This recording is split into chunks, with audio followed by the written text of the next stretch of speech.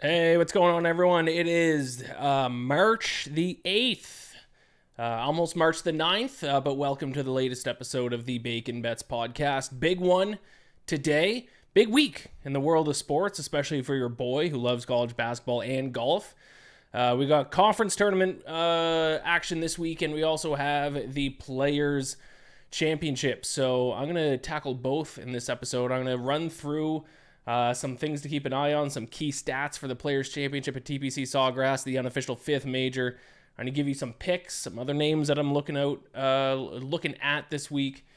And then I'm going to go through some conference tournaments and give my prediction for some my best bets for them. How many do you got? 1, 2, 3, 4, 5, 6, 7, 8, 9 different conference tournaments. We're going to tackle, obviously, all the power conferences. And then a few mid-majors that I think have some value from a betting perspective as well.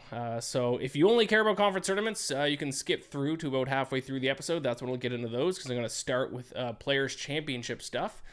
Before I get into that, this episode is sponsored by Hummin. Hummin is an activewear brand that I love. As you can see, I'm wearing this hat right now. And it's time to get ready for golf season. So go ahead. Check them out, hummin.ca. Use code MACHUMMIN, MACHUMMIN, for 20% off all products. Like I said, golf season is coming up. If you live in Canada like I do, it's probably still about, what do we got, month and a half away, mid-April if we're lucky, to get back out on the golf course. Depending, actually, I know that where I grew up there was a golf course that as long as there wasn't snow on the ground, it was open. I remember it was open New Year's Day once. So if you have one of those, kind of crap courses near you, maybe it might be open up within the next few weeks. Who knows? But whenever it opens up around you, you got to get fitted for this golf season. So check out hummin.ca, code MACHUMMIN, MACHUMMIN, for 20% off all products. All right.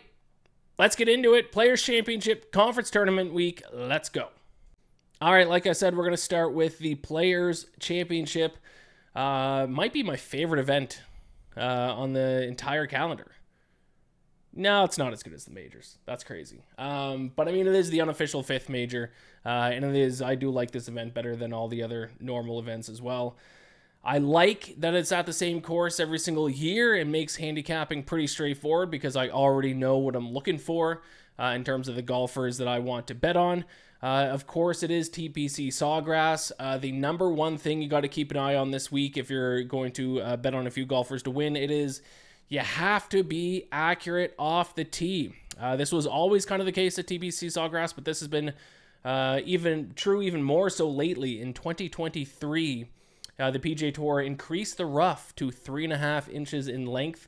That has then placed a huge premium on driving accuracy. If you actually go over to Data Golf, they will actually break that down. It used to be like kind of important to be accurate off the tee. Now it is kind of the premium stat to look at, which leads to success at TPC Sawgrass. Now, I will admit, last year Rory McIlroy won the Players' Championship. He had a below-average week with driving accuracy, but he was so good with his approach play, and he's just so long off the tee. He was able to win without peak driving accuracy. He was still fine. He was just slightly below average. But generally, especially for your kind of middle of the pack, anyone not named Scottie Scheffler or Rory McIlroy, you're going to have to hit fairways. Kind of some more on that here. Third most penal golf course to miss the fairway at. Sixth most penal golf course on the PGA Tour calendar for hitting it in the rough. So let's target accurate drivers of the golf ball. This is also the sixth toughest course around the greens, so we need some good chipping this week. Poa Travialis greens. If you want to handicap how good certain golfers are putting on certain surfaces. But that is basically what you need to know for TPC Sawgrass. Obviously, strong approach play. You're not going to win any PGA Tour event. Actually, I'm saying that Akshay Bhatia kind of just won the Arnold Palmer Invitational without great approach numbers. But you can't. That's a rarity for a golfer to win basically solely from chipping and putting. Happens once every 5 years, it feels like, maybe. So obviously strong approach play. So the 5 things I'm looking at the most when picking my golfers are driving accuracy, strong approach play, That could mean strokes gained approach, but also it could just mean greens in regulation because it's so penal to kind of miss things that as long as you kind of get it on the green in regulation, you're going to have a leg up on the rest of the competition. You got to be solid around the greens. You don't have to be elite, but definitely solid around the greens. Course history, and then, of course, recent form. I have placed 4 outright bets as of when I'm recording this Sunday night. I could always add in another name or two as the week goes on, but I feel pretty good about these bets. And if you're listening to this early on Monday, I would rush to place a couple of them because I know at least 2 of these golfers are going to be extremely popular to bet on. So you're going to want to line shop. You're going to want to make sure you get the best price possible before odds begin to move. So I guess let's not waste any time. Let's get into my picks here. My number 1 pick to win this week. And I think this might be the last time I bet on this golfer. Might have been actually at the Players last year. Collin Morikawa. I got him at 25-1 on the Score app, which I think you guys in the US, I think your ESPN bet app turned into the Score app, if I'm correct. It's always been the Score app here in Canada. But that was where I found the best price, 25-1. He fits the billing for, he's going to win the Players Championship at some point. Maybe it's not this year, but Collin Morikawa is a perfect fit for TPC Sawgrass. He's very accurate off the tee, 9th right now in the PGA Tour in driving accuracy. He's 5th in strokes gained approach. Not a great chipper, which if he doesn't win this year, it's going to be because of his chipping. That would be my prediction. 88th in strokes gained around the green. But he has found a little bit of his mojo, the mojo that he lost last year. He has had 3 straight top 7 finishes. He won at Pebble Beach, so he's finally broke that winningless drought, which is huge, obviously, for your confidence moving forward. He also placed 10th here last year, and I think he finished 10th. Was it right after was it the API he choked away last year, and that kind of started his downfall? Yeah, because then it was at the Players, I think, that he had that weird press conference where he had to apologize for not talking to media, but then he didn't apologize, and he was crying. It was very strange. So yeah, he checks every single box. What more could you want? Fantastic iron player. His lack of distance off the tee won't hurt him too much. He's extremely accurate, good course history, great form. Collin Morikawa, surprised I was able to find a 25-1 on him, especially with how Scotty Scheffler has played of late, and Rory McIlroy withdrew at last week's API, so maybe he's not in peak form moving forward. So I'll go Collin Morikawa 25-1. I'm also going to go Si Woo Kim, 35-1. I bet that at DraftKings they had the best price on Si Woo Kim.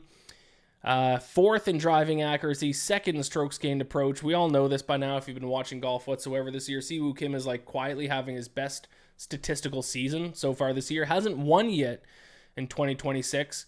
But you add in the fact that not only is he playing extremely good golf, but now he returns to an event that he has already won in the past. It's been a while. But Si Woo Kim is the winner of the 2017 Players Championship. He's had 2 top 10 finishes here since then. And like I said, 4th in driving accuracy. He's been very accurate. He's been fantastic with his approach play. Decent around the greens, not great, but 51st in strokes gained around the green. And he has 5 top 10 finishes, 5 finishes this year, of T13 or better. I was a little bit concerned. He had 2 kind of not great starts. I'm just bringing it up now. He had 2 not great starts in a row, so I thought maybe his form fell off. T45 at Pebble Beach, T34 at the Genesis, but then he followed that up.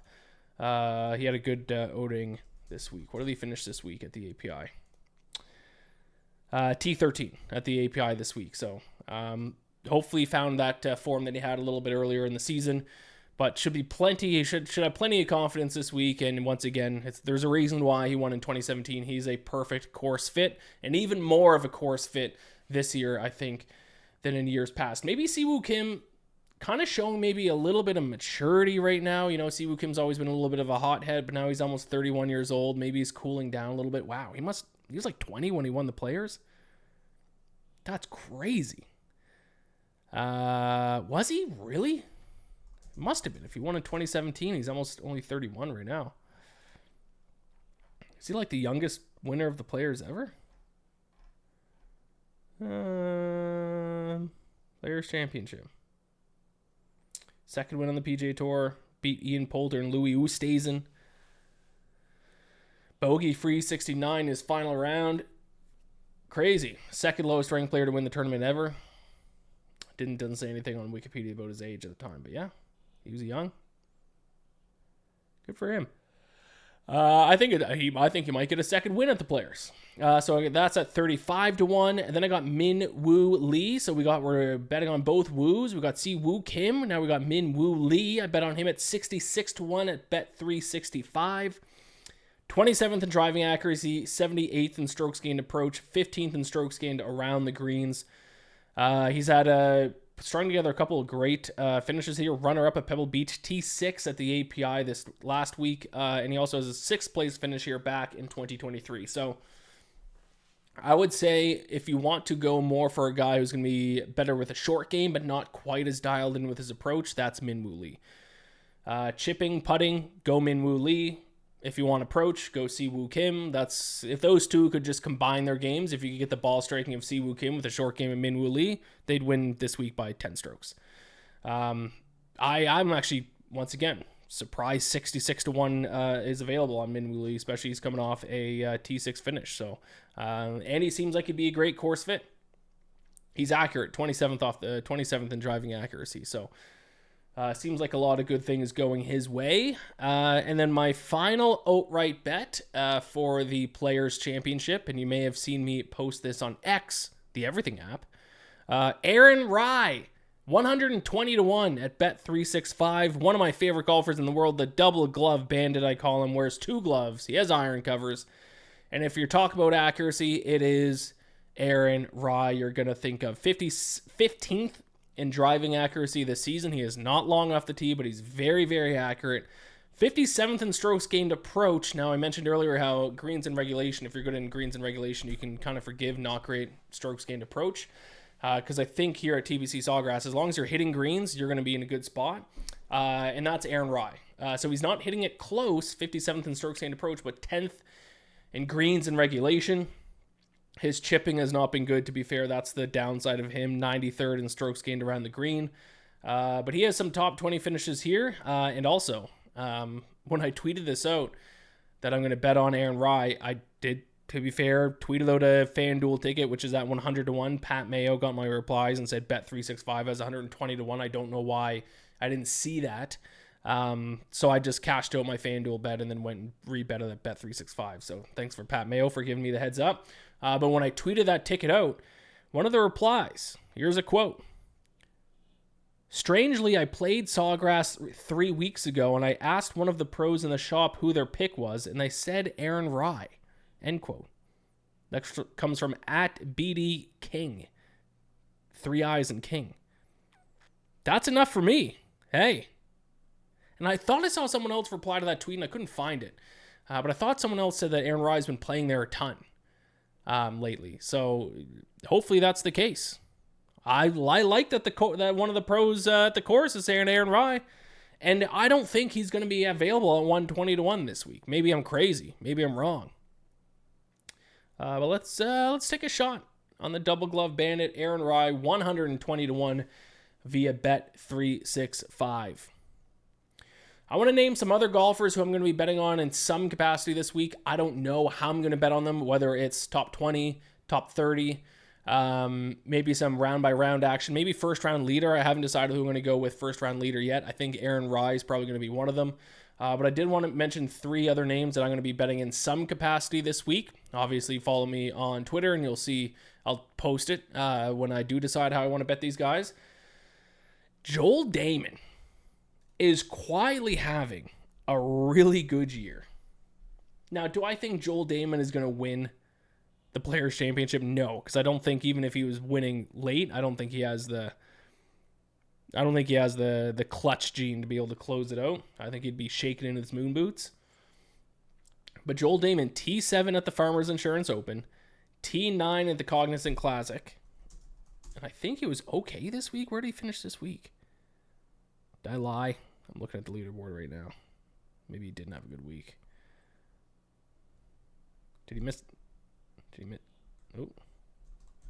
Yeah, he missed the cut. Okay, so not a good week for Joel Dahmen at the API. He missed the cut. But hey, that gave him more time to practice for this week.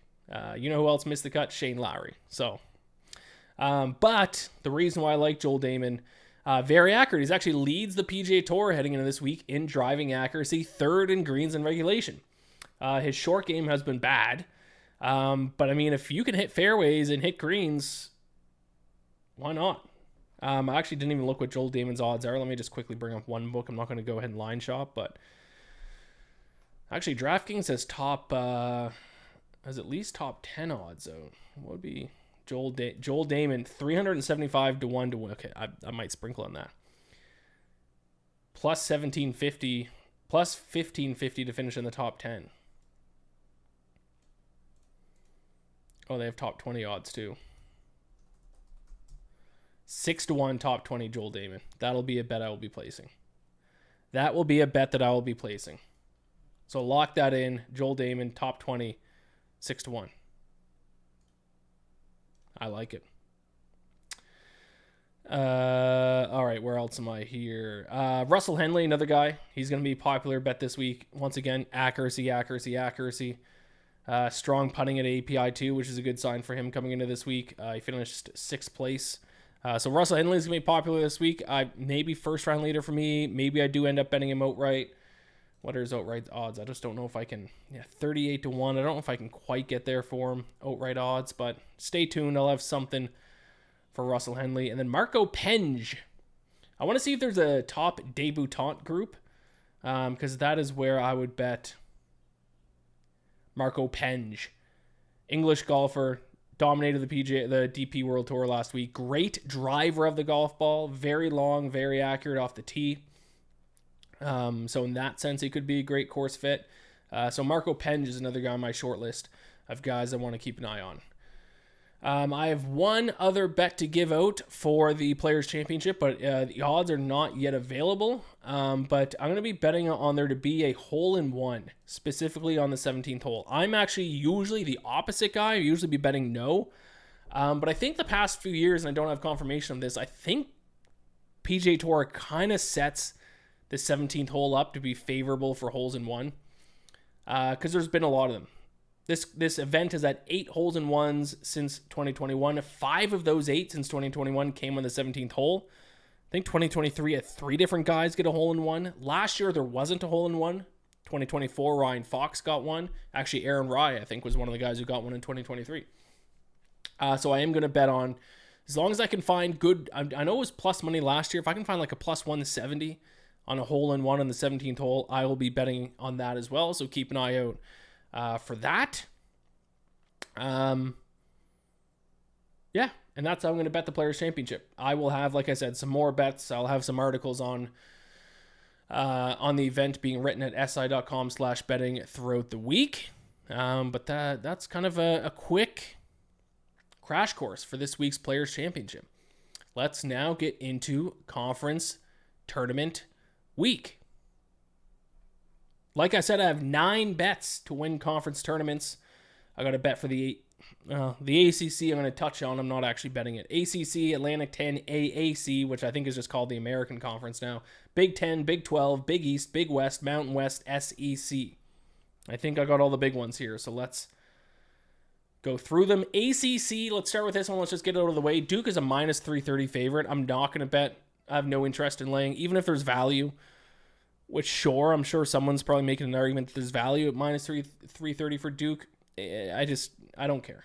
Not for me. I don't want to watch a tournament future at minus 330 from an entertainment perspective. But for what it's worth, I don't think anyone in the ACC can touch Duke. Most lopsided conference, in my opinion. I think Duke is the best team in the country. I'm trying to figure out the best time to bet Duke to win the national championship. If they get upset in this tournament, maybe bet it right after they get upset. I might just bet it this week. I don't know. I don't know. But I think Duke wins it all. First in Ken Palm, 14th in effective field goal percentage, first in defensive efficiency. They have the best player in the country in Cameron Boozer. If you want to look at a flyer for Louisville or for ACC, I'm not betting it, but Louisville at 13 to 1 could be interesting. I'd look at them before I'd look at Virginia at around 7 to 1. Louisville shoots the 3-ball a ton. And that's the thing about a 3-point shooting team. If a 3-point shooting team just like gets hot, has an A+ shooting game, they can just beat anyone. They can just overpower anyone that they play against. So you want to take a flyer in the ACC, Louisville would be my recommendation, but I will pass on the ACC, at least from a outrights perspective. I'm sure be betting some games that take place in the ACC tournament. Let's move on to the Atlantic 10. My heart will be rooting for St. Louis because what do they call that guy? Do they call him White Chocolate or something, or White Mamba? No, White Chocolate. Do you remember this guy? Why am I blanking on his name? He was on Indiana State a couple of years ago, and like everyone loved him. And then Indiana State got upset in their conference tournament and didn't make the NCAA tournament. Well, this guy's now on St. Louis for the second year, and now St. Louis is nationally ranked. They could get an at-large bid, but I don't trust the committee to give it to them if they don't win their conference tournament. Robbie Avila. Big, tall, white guy with glasses. He's been dominating it for St. Louis. So I'm hoping St. Louis wins so he can get some Robbie Avila action in the NCAA tournament. But from a betting perspective, I think the value lies on George Washington at 18-1. I bet at 18-1 at the score. The odds have it St. Louis, VCU, Dayton, and then George Washington. St. Louis has a bit of a turnover problem. VCU is solid at everything, but they're not elite at anything. I think George Washington's worth a bet at 18-1. Now, they don't have a good record, and actually they finished like 7th or 8th in the Atlantic 10, but their best player is a guy by the name of Rafael Castro. He missed all of February. In that time frame, George Washington had 6 of their conference losses when Rafael Castro was out. He's back. They have their best player back just in time. And when you look at their overall numbers, pretty solid. 46th in effective field goal percentage, 132nd defensive efficiency, so not great defensively, but 57th in extra scoring chances per game. They're solid. They're not terrible in any area, and they have a player in Rafael Castro who I think can win some games for them. He's healthy. Do I think they should be the favorite? Absolutely not, but I think they're worth a shot if you want a bit of a long shot bet. George Washington, 18-1 to win the A10. The American, I don't know why they don't call it the AAC anymore. Tulsa, plus 320. This might actually be my favorite futures bet of conference tournament week. South Florida and Wichita State are the top 2 favorites. Neither team can shoot. 198th and 269th in effective field goal percentage. They're both great defensive teams, which can certainly help them go on a run and win their and win the American Conference tournament. But if I'm going to bet on a team to win several games in a row, I need that team to be a good shooting team. Tulsa, 13th in the country in effective field goal percentage. And also, Ken Pom has Tulsa as the clear second team in the conference behind South Florida. They have them ranked pretty significantly ahead of Wichita State, but Wichita State has better odds. And I think Tulsa's bracket would have them face Wichita State in their second game, I think, and then potentially South Florida in the final. So I like Tulsa a lot at this price at plus 320. I think they're by far the best shooting team. I think they're overall the best team in the American. So I bet that at FanDuel plus 320 on the Tulsa, Golden Hurricanes. Big Ten. Surprised to see Michigan's only available at minus 105. I got minus 105 at FanDuel. I think Duke is the best. I think we already saw a preview of the national championship. As long as they're on opposite sides of the bracket, I think we're going to see Michigan and Duke play again in the national championship. If not national championship, then Final Four. 10th in effective field goal percentage, 3rd in defensive efficiency, 2nd in Ken Pom. They do have a bit of a turnover issue, 195th in turnovers, but that's not bad enough. It's going to cause them to lose if their shooting holds up. I know the Big Ten is deep, but I don't think there's any team that can touch Michigan. Illinois is second on the odds list. Excuse me. Michigan State's good, but not great. Purdue, I actually think kind of sucks. I'm going to bet against Purdue. I'm going to bet on them to get upset in this conference tournament. If you want to take a shot on anyone further down the odds list in the Big Ten, I think Nebraska's worth a look. 33rd in EFG, 13th in defensive efficiency. They've struggled when facing elite teams this season, but I think they might be worth a look at 10-1.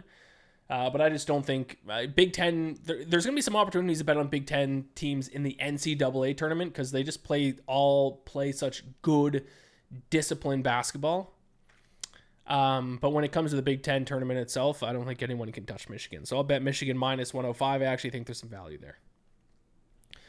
Iowa State, I'm going to bet on them to win the Big 12 at 8-1 at FanDuel. I don't think Arizona and Houston are deserving of having this much separation on the odds list compared to Iowa State and Kansas. Iowa State 7th in KenPom. That's behind Arizona, who's 3rd, and Houston, who's 6th. So, 7th in KenPom in the country, but they're 8-1 to win their conference tournament. Doesn't make sense to me. 23rd in EFG. They're a better shooting team than Arizona. 7th in defensive efficiency, and this is why I love Iowa State. 4th in extra scoring chances per game. They force a ton of turnovers. Plus 7.2 extra scoring chances per game. That is big in close games.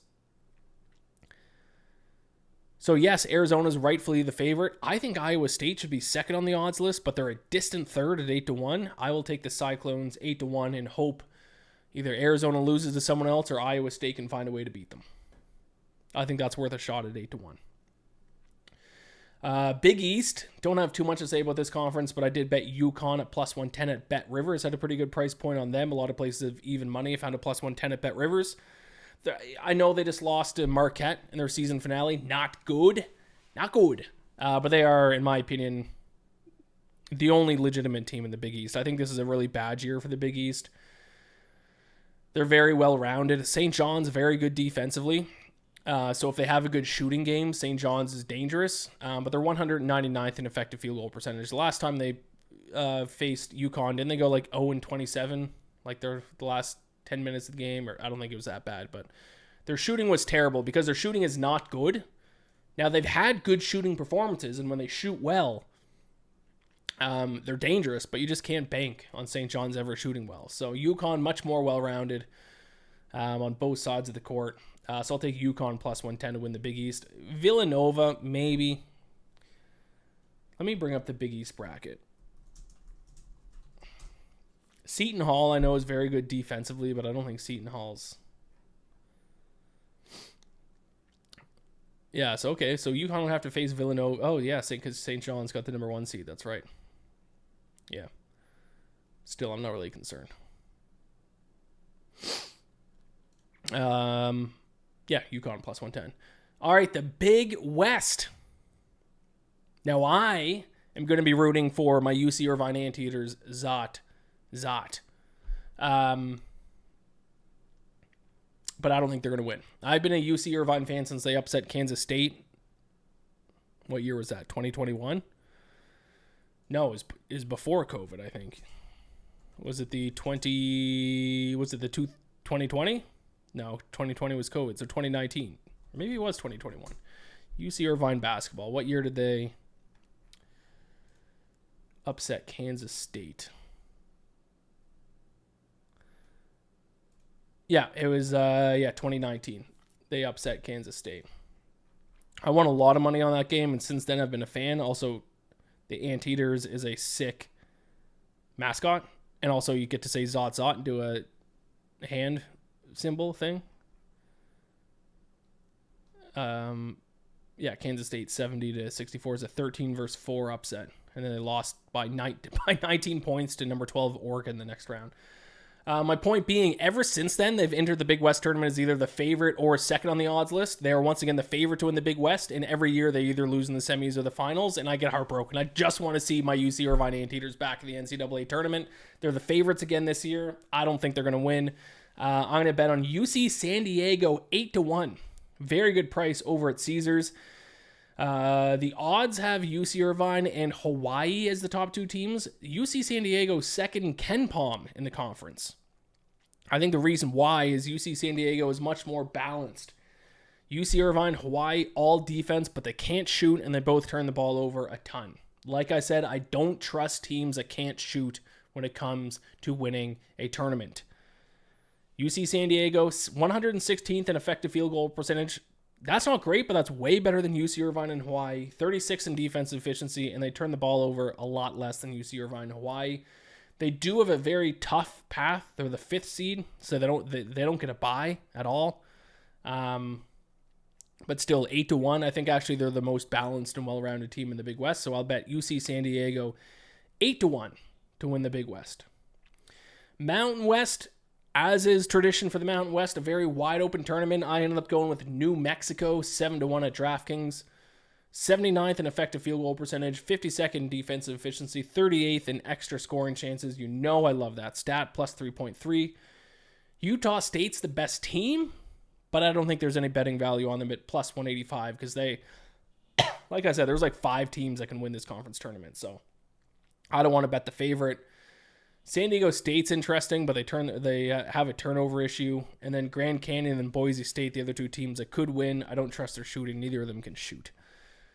I think New Mexico is the most well-rounded team and a team that can also shoot and a team that creates extra scoring chances. I like them at 7-1 to win the Mountain West.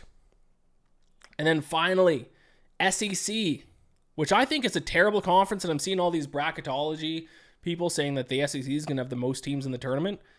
I'll tell you right now, in the NCAA tournament, I'll be betting against SEC teams big. The SEC is not that good this year.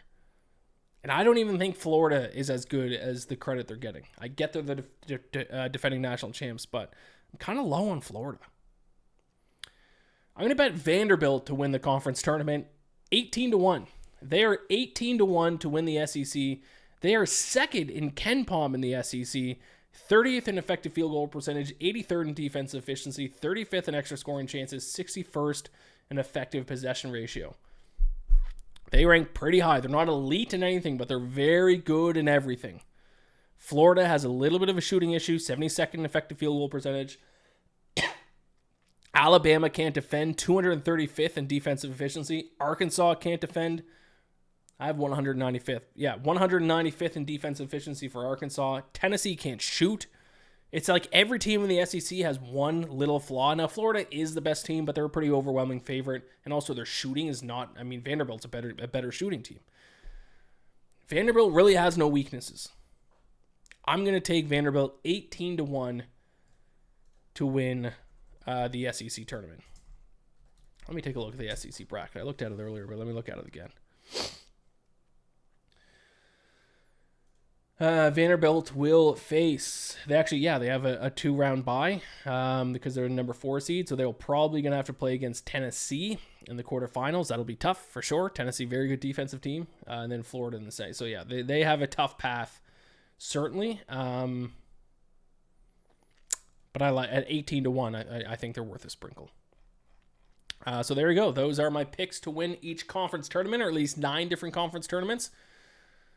Let's enjoy this week, my friends. One of my favorite weeks of the calendar. I know that obviously first round NCAA tournament is huge. I'm once again going to be betting on every single NCAA tournament game. I'll have episodes of that throughout the tournament. But this conference tournament week, especially when it lands in the same week as the Players' Championship, is low-key kind of an even better week. If you like golf, you get 2 big things happening. And then it finishes off with Selection Sunday, which is very fun. I love just looking at the bracket. And I will record an episode Sunday night. Maybe it'll be Monday night next week, breaking down, just giving all my bracket. And it's probably going to be a first reaction bracket release kind of video. So there we go. Thank you all so much for watching, tuning in. Gamble or bless. Go buy some golf apparel. Some athletic apparel at Hummin. Hummin.ca, code MAC Hummin, 20% off. Gamble or bless. Talk to you next time.